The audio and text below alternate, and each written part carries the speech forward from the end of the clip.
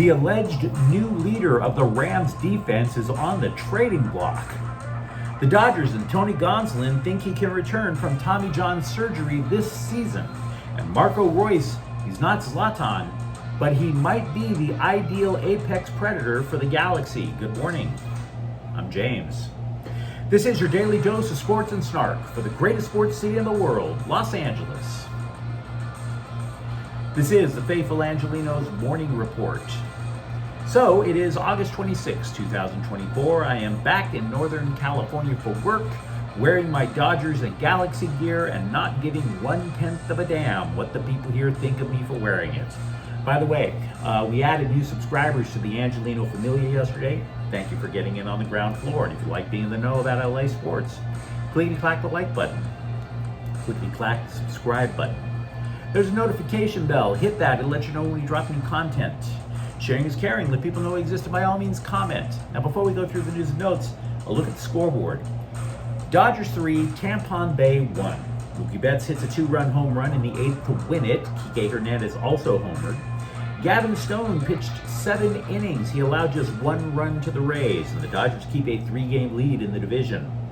Columbus 3, LAFC 1 in the Leagues Cup title match. Olivier Giroud scored for LAFC, but the crew took another trophy at LAFC's expense. Dallas 113, Sparks 110. We already know the Sparks suck, but we are starting to discover the intensity of the sucking. They blew a 22-point second half lead. They allowed 40 points in a 10-minute fourth quarter. Rakea Jackson scored 25 points, and with the loss, the Sparks are assured of finishing with an even worse record than last year. They have the worst record in the WNBA. Meanwhile today, not a damn thing. And let's get to the news. Yesterday, I was compiling research for a Rams season preview clip that I want to drop in about a week or so. And while I was doing it, one report said that inside linebacker Ernest Jones was described as the unquestioned leader of the defense. There's a few questions now. How many questions? I don't know. Have you taken the bar exam? That's kind of a hint as to how many questions there are now. First, The Athletic was reporting that the Rams informed Jones that they might trade him.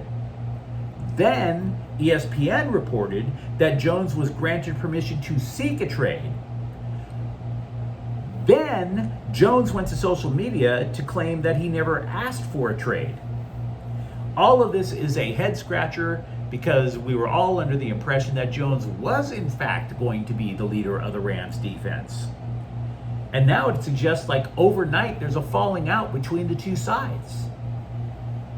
Dude started 33 of 47 games since he was drafted out of South Carolina back in 2021, and he's made an impact. He was terrific in the Super Bowl victory over Cincinnati, 7 tackles and a sack. You might recall that the Rams then signed Bobby Miller, and Bobby Miller kind of mentored Jones. When the Rams got rid of Bobby Miller, Jones stepped in, just tons of tackles. You know, he had career highs in tackles for loss, sacks. But now he's in a contract year, the last of his rookie contract. Moreover, he has a problem with his knee, and he hasn't participated since in training camp at all. So, what are we to make of this? Because this is kind of startling. Well, as much as I value Jones, and as much as I valued Wagner, I think it's fair to say the Rams just don't value linebackers. Look, their defense, way before Aaron Donald, you can go back decades and look, the Rams always based their defense on the defensive line. And then the secondary on top of that. Consider how deep that the Rams were under the salary cap last year, right? It's one of the reasons why they let Bobby Wagner go. They needed to get money back somewhere. They were indicating linebacker is not that valuable to them. So if you look at it from that perspective, do you really want to give Jones an elite contract for an inside linebacker? The top 10 highest paid linebackers all make at least $10 million a year. I'm not trying to clown Ernest Jones, but it wouldn't surprise me if the Rams are like, we don't want to give somebody $10 million a year when we have a young defensive line that we're going to eventually have to pay. And besides that, they've really liked what they've seen from Omar Speights, an undrafted rookie. Now, this situation between Jones and the Rams, it doesn't seem to have that venomous taste that you get when you hear, say, about the scum Francisco 49ers and Brandon Ayuk. So maybe it could be salvaged. Either way, pretty unsettling news at the end of preseason. Also, the Rams got to slashing their roster in time for Tuesday's deadline to set a 53-man team. 12 people were released, but to be frank, none of them were particularly surprising. Maybe you could say cutting Dresser Wynn was surprising. He played the entire game at quarterback Saturday at Dallas, but he would have been a fourth-string quarterback at best. The LA Daily News reports that it is possible Tony Gonsolin might return this season. Gonsolin, as you may recall, underwent Tommy John surgery, which is kind of like a rite of passage for Dodgers pitchers. Tommy John surgery is like the bar mitzvah for Dodger pitchers, if you think about it. Gonsolin threw a bullpen sesh at Dodger Stadium on Sunday. He'll face hitters Wednesday. Now, there are plenty of reasons to be skeptical that Gonsolin can return this season. For example, he underwent the procedure September 1st last season. The recovery time for Tommy John surgery is 18 months.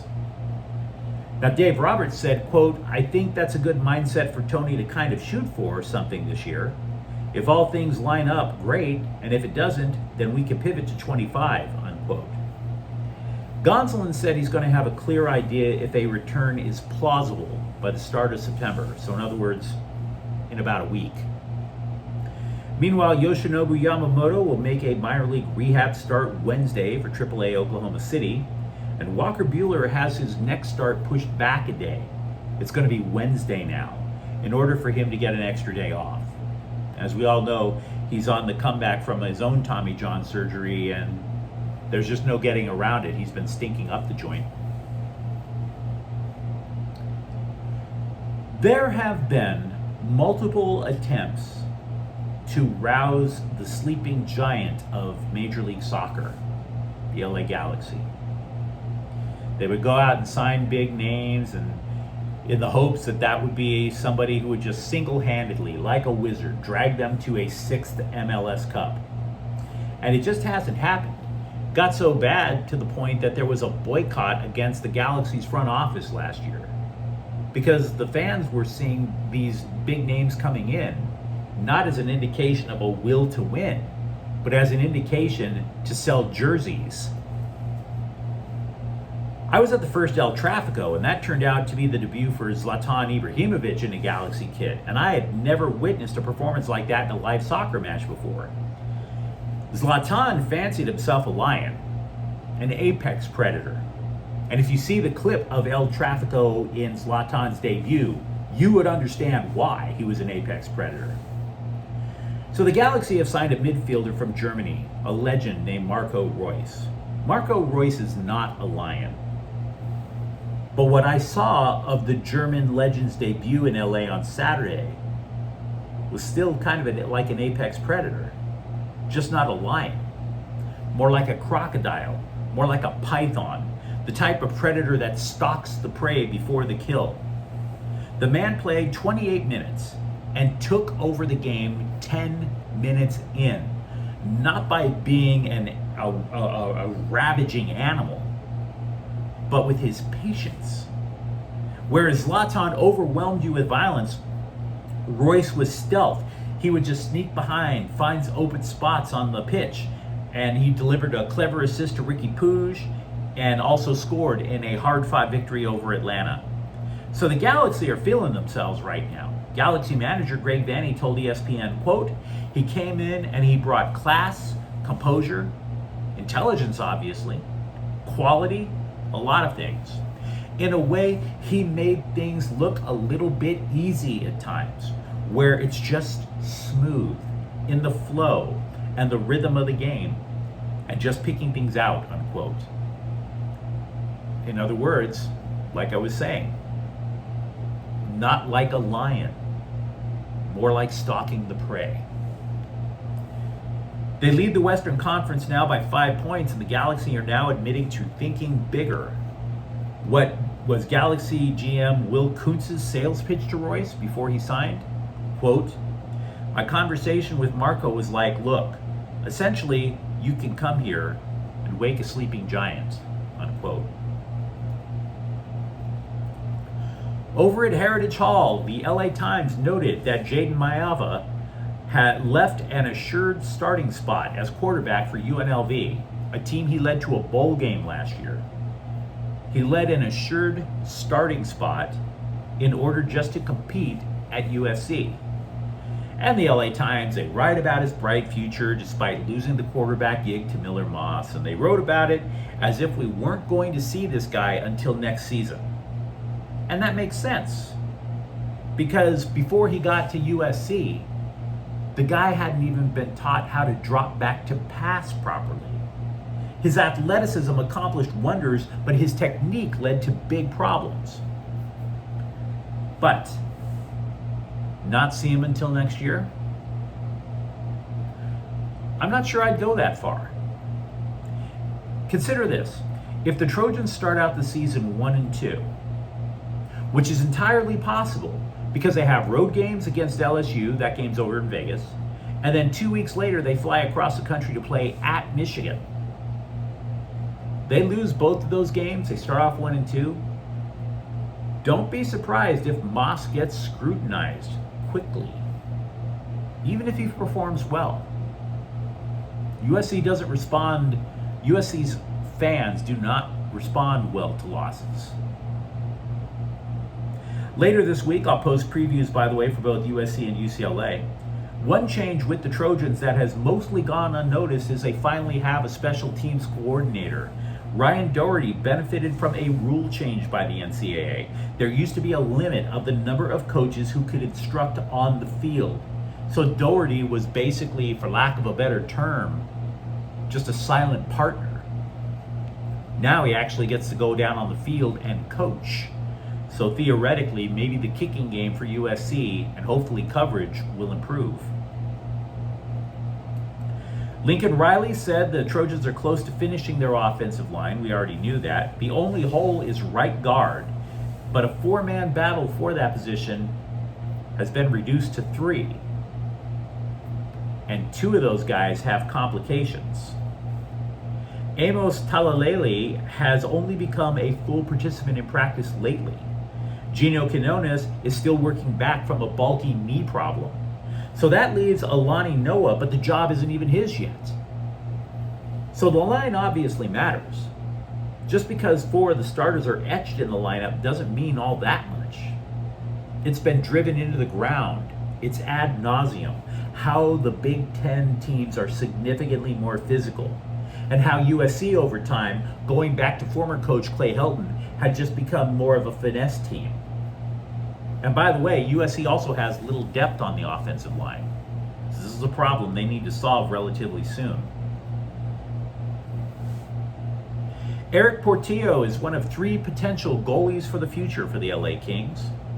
So he signed a 3-year entry-level deal on Sunday. He spent last year with the Ontario Reign, compiled a .918 save percentage. Now, to be clear, this contract does not mean he's making the team, okay?